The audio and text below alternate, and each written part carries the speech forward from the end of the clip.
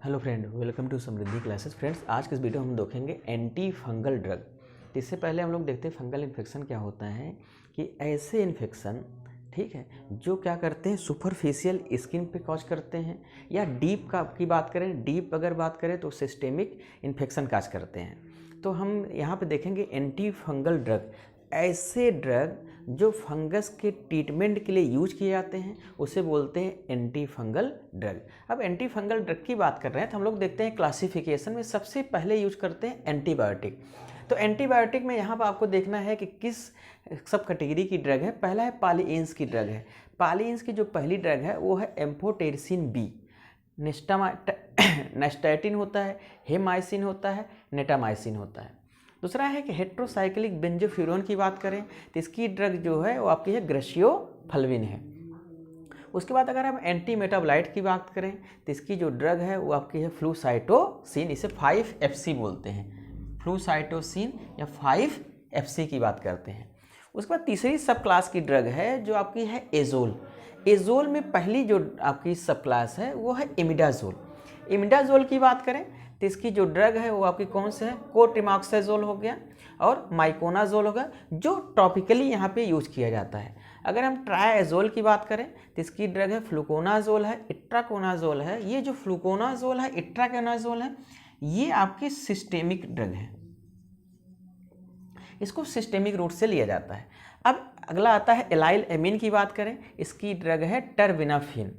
Other topically agent में हम लोग बेंजोइक एसिड यूज कर लेते हैं और सोडियम थायोसल्फेट यूज करते हैं। लेकिन जब शुरुआत में इसको में जो ड्रग यूज किया गया था वो आपका सबसे पहले यूज किया गया था एम्फोटेरिसिन बी यूज किया गया था आपकी, और दूसरा ग्रेशियोफल्विन। दो ड्रगें शुरुआत से ही यूज की जा रही हैं, वो ड्रग है एम्फोटेरिसिन और ग्रेशियोफल्विन यूज की जाती थी। अब हम बात कर रहे हैं यहाँ पे जो क्लासिफिकेशन की पहली ड्रग है पॉलीएंस एंटीबायोटिक। पॉलीएंस एंटीबायोटिक की जो ड्रग है वो आपकी है एम्फोटेरिसिन बी की बात कर रहे हैं। तो अगर हम बात करें एम्फोटेरिसिन बी की बात कर रहे हैं तो ये ऑब्टेन्ड होता है स्ट्रेप्टोमाइसिस नोडोसस से ऑब्टेन्ड होता है। इसका जो सोर्स है आपको याद रखना है, क्योंकि ये आपका जीपैड पूछ सकता है कि स्ट्रेप्टोमाइसिस आपका कहाँ से है, नोडोसस से ऑब्टेन्ड होता है। अगर अब हम बात कर रहे हैं यहाँ पे कि chemistry and mechanism of action की बात करें, तो अगर chemistry and mechanism of action की बात कर रहे हैं तो केमिस्ट्री की हम यहाँ बात कर रहे हैं तो पहला चीज़ समझिएगा कि मैक्रोसाइक्लिक यहाँ पे क्या है, लैक्टोन रिंग है। एक मैक्रोसाइक्लिक लैक्टोन रिंग है। वन साइडेड क्या होता है कि यहाँ पे डबल बॉन्ड होगा, ये क्या करेगा और हाईली लिपोफिलिक होगा। दूसरे साइड में क्या होगा, OH ग्रुप होगा और हाइड्रोफिलिक होगा। तो इसमें दोनों है, हाइड्रोफिलिक है और लिपोफिलिक है, और बीच में क्या है, माइक्रोसाइक्लिक लैक्टोन रिंग है। ये एम्फोटेरिसिन में होता है बी में। इसके बाद क्या होता है, कुछ ऐसे हैं, कुछ ऐसी ड्रगें होती हैं जिसमें क्या होता है अमीनो शुगर और कार्बोक्सिलिक ग्रुप भी प्रेजेंट होता है, लेकिन कुछ में प्रेजेंट होता है, सब में नहीं होता है। वो आपका क्या है, अमीनो शुगर और कार्बोक्सिलिक ग्रुप कुछ में प्रेजेंट होता है। अब हम बात कर रहे हैं इसकी मैकेनिज्म ऑफ एक्शन की बात कर रहे हैं, तो आपको ये ध्यान रखना है कि जो एंटी फंगल ड्रग है तो इसकी जो मोस्ट जो ड्रगें हैं वो क्या करती हैं कि यहाँ पे जो आपकी फंगल इन्फेक्शन हो, ठीक है, जो फंगस होता है, जो उसकी जो सेल्स हैं उसमें क्या करता है कि जो सेल मेम्ब्रेन है वहाँ पे पोर का फार्मेशन कर देता है। अब पोर का फार्मेशन कर देता है तो जो इसके सेल के अंदर जो कंटेंट हैं, जो फंगल सेल के अंदर जो कंटेंट है वो पोर आउट हो जाता है, मीन्स वहाँ से लीक आउट हो जाता है। जैसे लीक आउट होता है ये सेल आपकी श्रिंक हो जाती है। कभी आप देखा होगा अगर सुपरफिशियली आप कोई भी एंटी फंगल आप क्रीम लगाते हैं, लगाने कुछ देर बाद देखा होगा हल्का सा जो है वो पानी जैसा छोड़ता हुआ है, वहाँ पानी आपको दिखेगा, हल्का सा वहाँ से लीकेज हो रहा है। यही जो पानी लीकेज हो रहा है ये क्या करता है कि सेल को डैमेज कर देता है, सेल श्रिंक हो जाती है और जो सेल की मटेरियल है, कंटेंट है, वो बाहर आ जाता है। तो अगर हम इसके मैकेनिज्म की बात करें किसके, एम्फोटेरिसिन बी की, तो यहाँ पे क्या होता है कि देखिए यहाँ पे कि सेल के अंदर क्या है आपके अगर फंगल सेल है तो स्क्वेलिन होता है। फिर स्क्वेलिन क्या होता है, स्क्वेलिन इपॉक्साइड के प्रेजेंस में बनाता है स्क्वेलिन इपॉक्साइड। फिर स्क्वेलिन इपॉक्साइड जो है वो बनाता है लाइनोस्टिरॉल। लाइनोस्टिरॉल डीमिथाइलेज एंजाइम प्रेजेंस बनाता है अर्गोस्टिरॉल।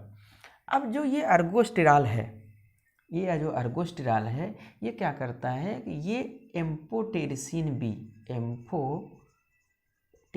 बी ये क्या होता है, हाईली ससेप्टेबल होता है अर्गोस्टेरॉल के लिए। अब जो ये अर्गोस्टेरॉल है यहीं से क्या करता है कि ये सेल मेम्ब्रेन का फॉर्मेशन करता है। सेल मेम्ब्रेन का जब सेल मेम्ब्रेन फॉर्मेशन करता है इसका मतलब है फंगल सेल का फॉर्मेशन हो रहा है। लेकिन क्या करते हैं कि जब हम यहाँ पे एम्फोटेरिसिन बी देते हैं तो एम्फोटेरिसिन बी क्या करता है कि ये अर्गोस्टेरॉल से बाइंड कर जाता है। जब ये अर्गोस्टेरॉल से बाइंड कर जाता है तो क्या करता है कि जो फंगल सेल हैं उस पर क्या होता है कि इस सेल के मेम्ब्रेन पे एक पोर का फॉर्मेशन कर देता है जिसे बोलते हैं माइक्रोपोर, इसे बोलते हैं माइक्रोपोर। अब ये माइक्रोपोर का फॉर्मेशन कर देता है। जैसे माइक्रोपोर का फॉर्मेशन करता है तो जो सेल के अंदर जो कंटेंट है वो क्या होता है, कंटेंट लीक आउट हो जाते हैं, और कंटेंट लीक आउट हो जाते हैं तो यहाँ से सेल क्या हो जाएगी, श्रिंक हो जाएगी। ये तो हो गया पॉलियंस हो गए या एम्फोटेरिसिन बी जो ड्रग है वो बाइंड करती है, पोर का फॉर्मेशन करती है। अगर हम बात करें फ्लूसाइटोसिन की बात करें, ग्रेसियोफल्विन की बात करें तो ग्रेसियोफल्विन और फ्लूसाइटोसिन ये क्या करते हैं, न्यूक्लियस में बाइंड करते हैं। जब न्यूक्लियस की बात आती है, न्यूक्लियस बाइंड करेंगे तो क्या करते हैं, प्रोटीन सिंथेसिस को इनहिबिट कर देते हैं। अब प्रोटीन सिंथेसिस नहीं हो रही है, फर्दर पूरी क्या होगी, लाइफ साइकिल उसकी क्या हो जाएगी, बंद हो जाएगी। जैसे फंगस की लाइफ साइकिल बंद होगी, सेल ऑटोमेटिकली क्या हो जाएगी, डेड हो जाएगी। तो यहाँ पे देखिए एम्फोटेरिसिन भी अर्गोस्टेरॉल से बाइंड करेगा तो क्या करेगा, यहाँ पे पोर का फॉर्मेशन कर देता है। और जैसे ये आपका एम्फोटेरिसिन भी अर्गोस्टेरॉल से बाइंड करता है तो क्या होता है कि जो सेल के अंदर जो और भी कंपोनेंट हैं वो क्या होते हैं, एक तरह से अरेंजमेंट कर देते हैं। और ये अरेंजमेंट कर देते हैं तो वहाँ से माइक्रोपोर का ऑटोमेटिकली एक पोर का फॉर्मेशन हो जाता है। अब यहाँ पे हम बात कर रहे हैं इलाइल अमीन की बात करें, टर्बिनाफिन की बात करें तो जो ये स्क्वेलिन इपॉक्साइडेज जो एंजाइम आपका है वहाँ पे टर्बिनाफिन बाइंड करता है। अब जब टर्बिनाफिन यहाँ पे स्क्वेलिन इपॉक्साइडेज बाइंड करेगा तो यहाँ से लाइनोस्टेरॉल का फॉर्मेशन नहीं होगा, लाइनोस्टेरॉल से अर्गोस्टेरॉल का फॉर्मेशन नहीं होगा, और यहाँ से क्या होगा, ऑटोमेटिकली जो प्रोसेस है टोटली क्या हो जाएगी, बंद हो जाएगी। तो ये तो हो गया कि देखिए इलाइल अमीन यहाँ पे इस स्टेप पे बाइंड कर रहा है। दूसरा क्या करता है कि एजोल की बात करें, एजोल जो आपका है, जो एजोल है ये क्या करता है कि डीमिथाइलेज को बाइंड कर देता है। डीमिथाइलेज को जब बाइंड करेगा, इस एंजाइम को बाइंड करने के बाद क्या होगा, अर्गोस्टेरॉल का फॉर्मेशन नहीं होगा। अब अर्गोस्टेरॉल का फॉर्मेशन नहीं होगा तो यहाँ पे जो फर्दर पूरी प्रोसेस है वो क्या हो जाएगी, उसकी लाइफ साइकिल की जो प्रोसेस है वो टोटली बंद हो जाएगी। तो यहाँ पे जो डिफरेंट ड्रग है वो डिफरेंट साइड पे बाइंड कर रही है। ग्रेसियोफल्विन, फ्लूसाइटोसिन न्यूक्लियस बाइंड कर रहे हैं, प्रोटीन सिंथेसिस को इनहिबिट करती हैं। एजोल जितनी ड्रगें हैं वो लाइनोस्टेरॉल से अर्गोस्टेरॉल के फॉर्मेशन को इनहिबिट कर रही हैं। जो एम्फोटेरिसिन भी है, पॉलियंस की जो ड्रग है आपकी एम्फोटेरिसिन भी है, ये क्या करती है, माइक्रोपोर का फॉर्मेशन कर दे रही हैं। तो ये माइक्रोपोर का फॉर्मेशन होगी तो जो सेल की कंटेंट है वो बाहर निकल जाएगी। और टर्बिनाफिन क्या करता है, जो स्क्वेलिन से जो अर्गोस्टेरॉल का फॉर्मेशन हो रहा है इस एंजाइम को ब्लॉक कर देगा तो यहाँ से अर्गोस्टेरॉल का फॉर्मेशन नहीं होगा। तो अगर आपको एम्फोटेरिसिन बी की मैकेनिज्म लिखनी है तो आपको क्या करना है कि आपको लिखना है कि एम्फोटेरिसिन बाइंड टू अर्गोस्टेरॉल, ठीक है, वहाँ पे लिख देंगे अर्गोस्टेरॉल से बाइंड कर जाता है। बाइंड करने के बाद क्या करता है, माइक्रोपोर का फॉर्मेशन करता है। जैसे माइक्रोपोर का फॉर्मेशन होता है cell content leak out, cell content क्या हो जाएगी, आपकी लीक आउट हो जाएगा और सेल की डेथ हो जाएगी। ये तो हो गई इसकी मैकेनिज्म। अगर हम बात करें स्पेक्ट्रम की बात करें तो स्पेक्ट्रम में क्या है कि जितनी भी आपके ईस्ट हो गए और जितने आपके फंगल्स हैं सबको क्या, जैसे कैंडियासिस हो गया, ठीक है, आपका काला एजार हो गया, इस और एस्मेनिया हो गया, ये जितने भी हैं सब में क्या होते हैं कि यहाँ पे ये ड्रगें आपकी एम्फोटेरिसिन भी यूज की जाती हैं। अब अगर हम बात करें फार्माकोकाइनेटिक की बात करें तो फार्माकोकाइनेटिक में ये ड्रग ओरली एब्जॉर्ब नहीं है। इसका मतलब अगर ओरली एब्जॉर्ब नहीं है इस ड्रग को हमें आईवी रूट से देना पड़ेगा। आईवी रूट से देंगे बॉडी के डिफरेंट पार्ट में डिस्ट्रीब्यूट हो जाएगा। डिस्ट्रीब्यूट होने के बाद जहाँ रिसेप्टर्स बाइंड करेगा वहाँ पे ये इफेक्ट अपना शो करेगा। अगर हम एडवर्स इफेक्ट की बात करें, अगर एक्यूट की बात करें, अगर हम क्रोनिक की बात करें, अगर एक्यूट की बात करते हैं तो जो एक्यूट के जो नॉर्मल सिम्टम्स बॉडी में क्रिएट होते हैं वही सिम्टम्स होते हैं, नोजिया हो गया, वोमिटिंग हो गया, ठीक है, ये सब आपको मिलेंगे। अगर हम क्रोनिक की बात करें तो ये नेफ्रोटॉक्सिटी काज करता है। अब नेफ्रोटॉक्सिटी यहाँ पे काज करेगा जब ये क्रोनिक कंडीशन में आपका आएगा, क्रोनिक कंडीशन जो एडवर्स इफेक्ट मिलेगा।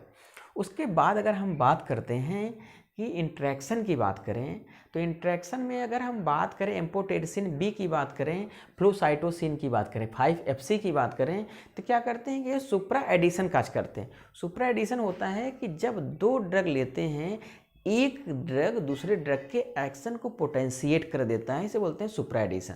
तो हमने बताया कि जब फ्लूसाइटोसिन ले लें, एम्फोटेरिसिन भी ले लें, तो ये सुप्रा एडिशन काज करता है। उसके बाद अमीनोग्लाइकोसाइड, वैंकोमाइसिन, जितनी भी अमीनोग्लाइकोसाइड की ड्रग लेंगे, जो क्या कर रही है यहाँ पे कि ये भी आपका किडनी डैमेज कर रहा है, किडनी डिजीज़ क्रिएट कर रहा है, और वहाँ पे जो अमीनोग्लाइकोसाइड वो भी किडनी डिजीज़ क्रिएट कर रहा है। तो अगर हम कोई भी वैंकोमाइसिन ले लें, अमीनोग्लाइकोसाइड कोई भी ड्रग ले लें, और साथ में अगर एम्फोटेरिसिन भी ले रहे हैं, तो आप इसे समझिए कि जो किडनी फेल्योर कंडीशन है ये उसको क्या करेंगी, पोटेंशिएट कर देंगे। इसका मतलब है इन दोनों ड्रगों को साथ नहीं लेना है, एम्फोटेरिसिन बी आप नहीं लीजिए और अमीनोग्लाइकोसाइड को साथ नहीं लेना है, क्योंकि ये किडनी डिजीज़ को और प्रोवोक करती हैं और भी पोटेंशिएट कर देंगी, ज़्यादा क्रोनिक कंडीशन हो सकती है।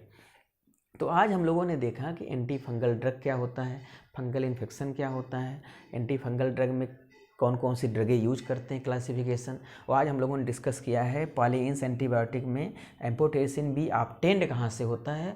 उसके बाद इसकी केमिस्ट्री और मैकेनिज्म हम लोगों ने देख लिया, और इसका हम लोगों ने फार्माकोकाइनेटिक भी ऐसे डिस्कस कर लिया है, और आपका एडवर्स इफेक्ट और ड्रग इंट्रैक्शन यहाँ पे डिस्कस कर लिया। तो यहाँ पे जो भी आपके, ये तो सेमेस्टर के साथ सेमेस्टर के लिए आपके यूजफुल है ही है, साथ साथ में जो आपके जीपैट हो गया, जो आपके एंट्रेंस एग्जाम हो गए, BHU हो गया, नाइपर हो गया, उसके लिए आपको थोड़ा सा इसको देख के चलेंगे तो याद हो जाएगा। जैसे आपके ये देखिए कहाँ से ऑब्टेन्ड होता है, स्ट्रेप्टोमाइसिस नोडोसस से ऑब्टेन्ड होता है।